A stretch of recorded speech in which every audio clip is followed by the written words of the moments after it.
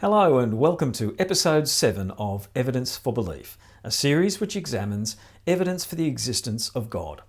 In this episode, we're going to discuss the problem for atheists of abiogenesis, the need to explain how life could have formed from non-living chemicals in the very beginning. We've already touched on this topic in the previous 3 episodes when we've examined the physical structures of the cell, the DNA in its nucleus, and the thousands of incredible molecular machines that operate within the cell. But in this episode, I want to focus exclusively on the concept of the origin of biological life and the huge problem that this poses for those seeking an explanation apart from a supernatural creator. As I've already pointed out, the most difficult problem facing atheists, or anyone who does not believe in a creator, is explaining abiogenesis, how non-living matter could have given rise to organic life in the very beginning. Evolution teaches that the vast array of species in existence today ultimately originated from single-celled organisms, which somehow began to exist. Yet that somehow is precisely the problem.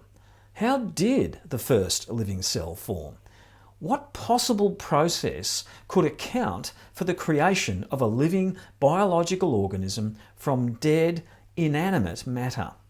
To the present day, scientists have not been able to propose a viable means whereby this could have occurred, nor have they been able to create anything remotely close to a living cell in laboratories, even with the most advanced technology available to us today.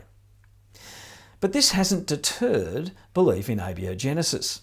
For thousands of years, scientists and philosophers believed in the spontaneous generation of life.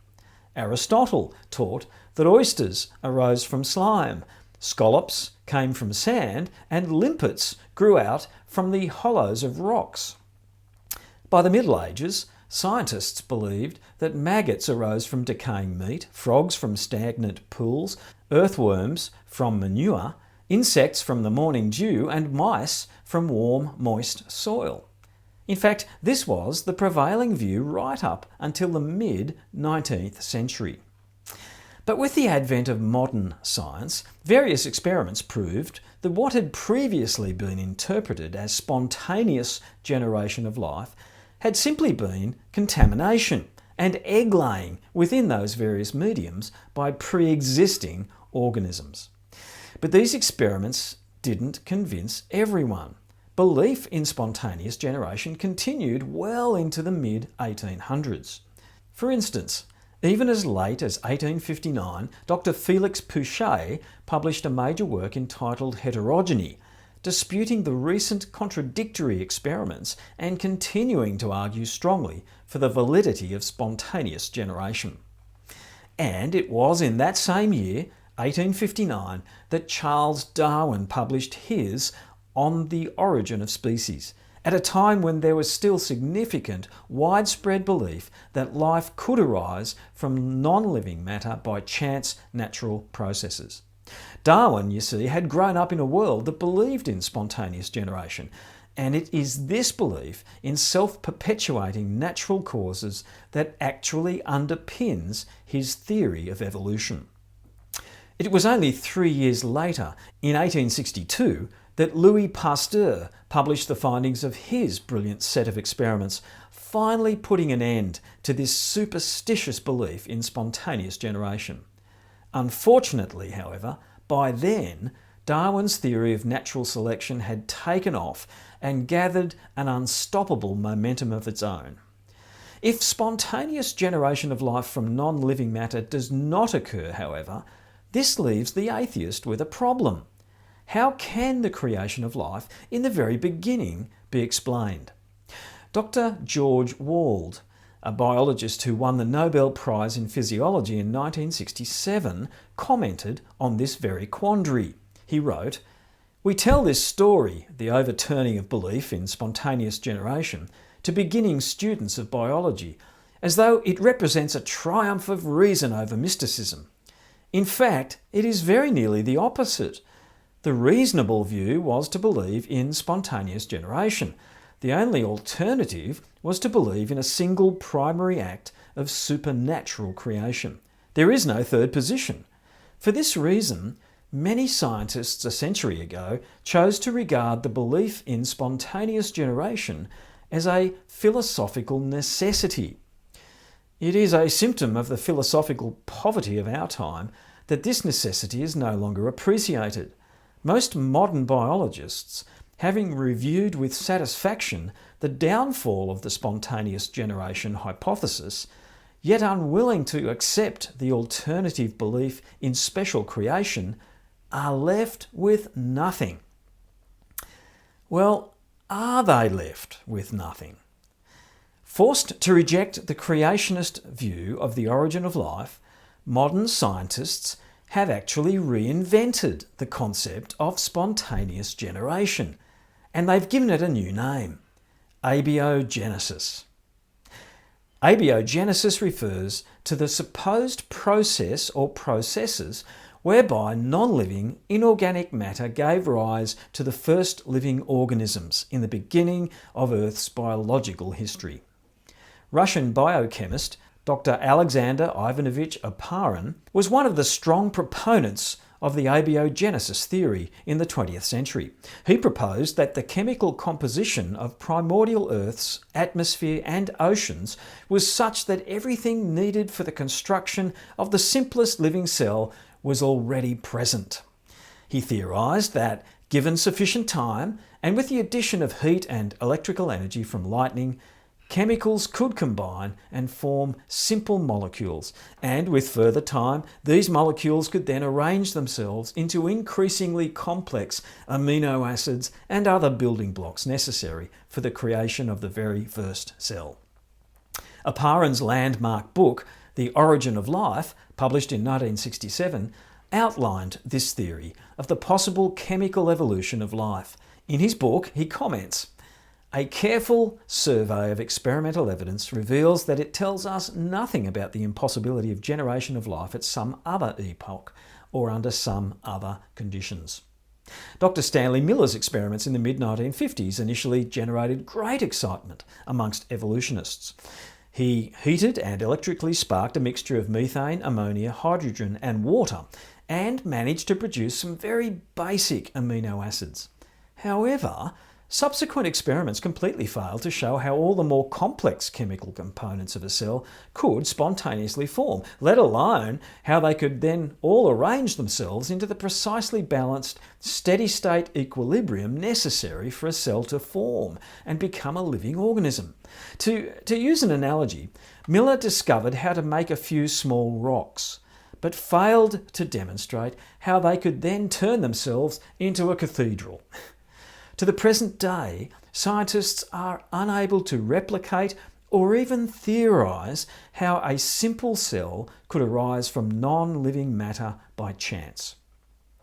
Significantly, the Wikipedia page for abiogenesis states this: abiogenesis, or informally the origin of life, is the natural process by which life has arisen from non-living matter, such as simple organic compounds.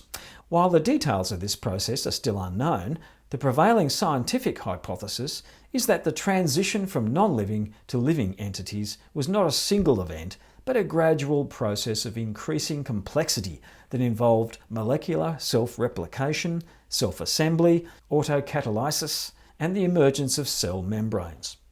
Although the occurrence of abiogenesis is uncontroversial among scientists, there is no single generally accepted model for the origin of life, for how abiogenesis could have occurred. Well, this comment on Wikipedia is typical of the unfounded evolutionary belief in abiogenesis. Evolutionists are effectively saying, we don't know how it happened, we haven't witnessed it happening today, there is no observable evidence that it ever happened in the past, and we haven't been able to replicate it in our laboratories. But it must have happened because the only alternative is to believe in a creator. Well, despite the failure of scientists to either propose or demonstrate how abiogenesis could possibly have occurred, unsupported statements claiming abiogenesis to be a fact abound in textbooks and academic papers. For example, in an article in the Scientific American journal, Dr. Jack Szostak, genetics professor at Harvard University, wrote, "The first life arose from non-living matter around 3.7 billion years ago." Similarly, the popular university biology textbook by McKee and McKee states, "The Earth was formed from a cloud of condensing cosmic dust and gas around 4.5 billion years ago. Life arose soon thereafter." But could life really have arisen on its own? Could dust and gas ultimately give birth to complex living organisms? Dr. John F. Ashton expresses this problem very clearly. He writes, "For the first life to start from non-living matter, thousands of specialised, large, complex molecules must somehow be synthesised in very large numbers from simple, small, inorganic molecules. These molecules then have to come together randomly over and over again until somehow the structure of the cell is formed. This remarkable and complex structure would still, however, not be alive. To become alive, hundreds of metabolic reactions would have to be initiated, with the metabolic intermediates already in place at just the right concentrations, so that the reactions went the right way. Common sense tells us that these sorts of reactions don't just happen by chance. In fact, we cannot even make them happen." Well, the fallback position of evolutionists in response to these kinds of arguments is that, given enough time, random processes must eventually result in the right chemical combinations to bring about life. In previous episodes, I've already explained the statistical impossibility of proteins forming by chance combinations of chemicals to produce the right amino acids in just the right sequence. But to be sure you get the concept, let me give you another example. This time, it relates to the supposed abiogenesis of DNA.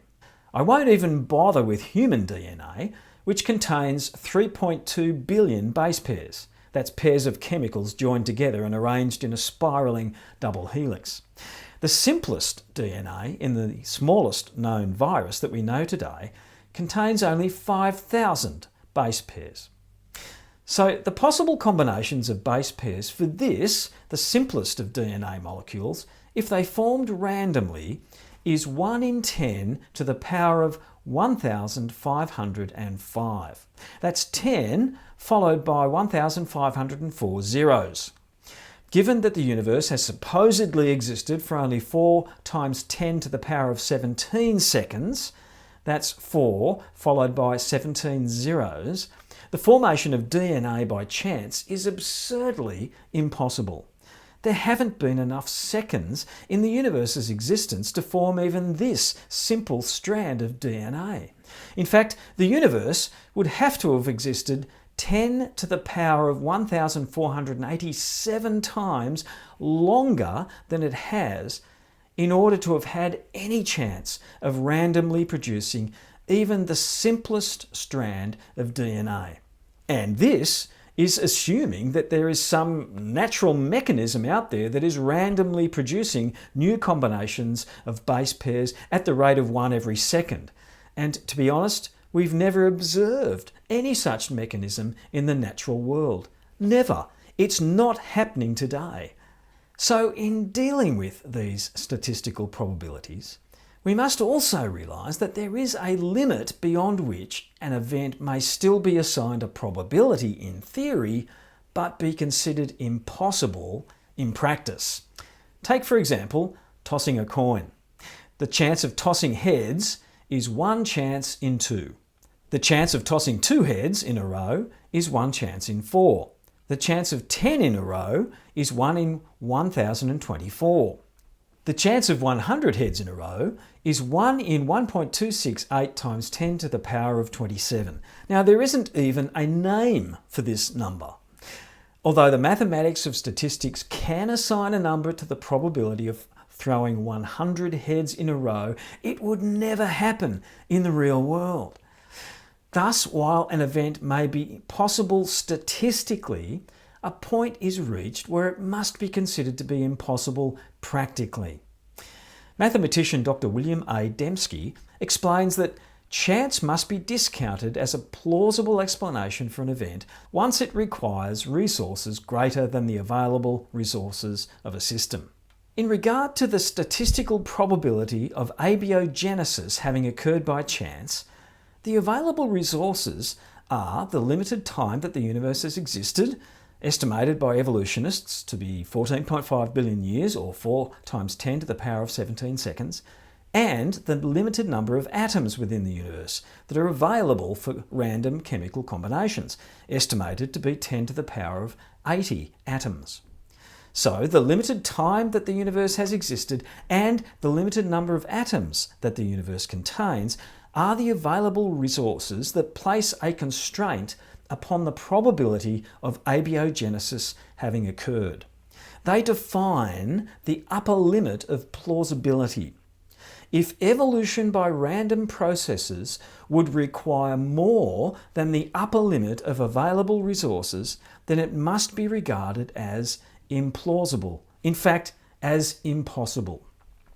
But we've already seen that the probabilities of even the simplest building blocks of life being formed by chance are billions or even trillions of times higher than these upper limits of plausibility.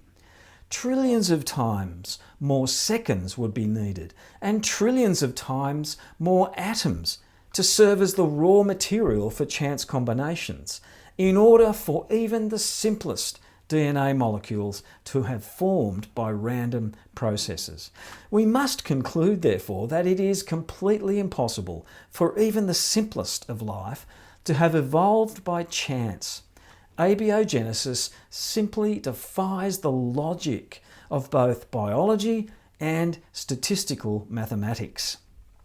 Recognising this impossibility, Dr. Eugene V. Koonin, not a creationist, I might point out, states, "The origin of life is the most difficult problem that faces evolutionary biology and, arguably, biology in general. Indeed, the problem is so hard and the current state of the art seems so frustrating that some researchers prefer to dismiss the entire issue as being outside the scientific domain altogether, on the grounds that unique events are not conducive to scientific study." In other words, Dr. Koonin is saying that we have no idea how life could have originated. The problem is too difficult to solve, so some of us are just choosing to ignore it. He also appears to be admitting that the answer to the origin of life must lie beyond the realm of science and naturalistic causes. Other scientists, however, have not given up trying to account for the origin of life. In recognition of the impossibility of purely random mechanistic forces creating life on Earth, some scientists have now postulated the existence of, as yet, unknown biological forces or laws that predispose the natural universe to produce biological life. According to this theory, biological life is inevitable in a universe with the right pre-existing predispositions or conditions, because there are mysterious biological forces at work which are overriding the improbabilities of blind chance and steering the natural world towards inexorable creation of life. For example, Dr. Alexander I. Oparin, in his book The Origin of Life, refers to the existence of laws of a higher order. Similarly, Dr. Stephen Jay Gould writes, "Life arising as soon as it could was chemically destined to be, and not the chancy result of accumulated improbabilities." Biochemist Dr. Christian de Duve agrees with Gould. He states, "Another lesson of the age of chemistry is that life is the product of deterministic forces. Life was bound to swiftly arise under the prevailing conditions, and it will arise similarly wherever and whenever the same conditions obtain. Life and mind emerge not as the result of freakish accidents, but as natural manifestations of matter written into the fabric of the universe." In this way, evolutionists are able to conveniently sidestep the statistical and biological impossibility of abiogenesis by claiming the existence of mysterious natural laws that have not yet been discovered. Now, to me, this sounds a little bit like Star Wars kinds of forces that pervade the universe, a predetermined bias of the universe to stack the deck and load the dice to ensure that life is created. But this is not science. This is merely unsubstantiated wishful thinking. Not all scientists, however, are comfortable with the belief in imaginary higher laws. Instead, some have chosen to believe that life was seeded upon the Earth from outer space. This theory was popularised by the noted astronomer and astrophysicist Dr. Sir Fred Hoyle in his book Evolution from Space. In that book he states, "I don't know how long it's going to be before astronomers generally recognise that the combinatorial arrangement of not even one among the many thousands of biopolymers on which life depends could have been arrived at by natural processes here on the Earth. The notion that not only the biopolymers but the operating program of a living cell could be arrived at by chance in a primordial organic soup here on the Earth is evidently nonsense of a higher order. Life must plainly be a cosmic phenomena." In other words, life on Earth originated somewhere out there in the cosmos. He goes on to describe this. He says, "The likelihood of the spontaneous formation of life from inanimate matter is 1 to a number with 40,000 noughts after it. It is big enough to bury Darwin and the whole theory of evolution. There was no primeval soup, neither on this planet nor on any other, and if the beginnings of life were not random, they must therefore have been the product of purposeful intelligence." Well, it's important to note here that Dr. Hoyle was not a Christian nor a believer in God. His reference here to purposeful intelligence is actually a reference to his belief in aliens who seeded our planet with life. And in subsequent chapters of his book, Dr. Hoyle explains his theory further. In chapter 5, Evolution by Cosmic Control, he argues that aliens seeded the universe with their genetic material, cosmic genes, he calls them, allowing them to drift through space until they reached a suitable planet on which to thrive. In chapter 6 of his book, Why Aren't the Others Here?, he even proposes a variety of speculative reasons why these aliens have not yet visited us. More recently, outspoken atheist Dr. Richard Dawkins has offered a similar postulation. In an interview with American journalist and commentator Ben Steen, Dr. Dawkins was pushed to explain how life could have originally started on the Earth. After conceding that there was no known natural biological process whereby life could have possibly formed, he made the following extraordinary statement. "It could be that at some earlier time, somewhere in the universe, a civilization evolved, by probably some kind of Darwinian means, to a very, very high level of technology, and designed a form of life that they seeded onto, perhaps, this planet." Well, the idea that aliens created life on Earth, however, raises two very obvious questions, doesn't it? Where are they? And, more importantly, who created them? Where did they come from? Suggesting aliens as the originators of life on Earth merely pushes back the question of ultimate origin by an additional step. It does not solve the problem of how any life can evolve from non-living matter anywhere in the universe. An alternate view that is suggested by some scientists is the idea that molecules and spores of biological life exist throughout the universe, clinging to space dust, to comets and meteors. This is the concept of Panspermia.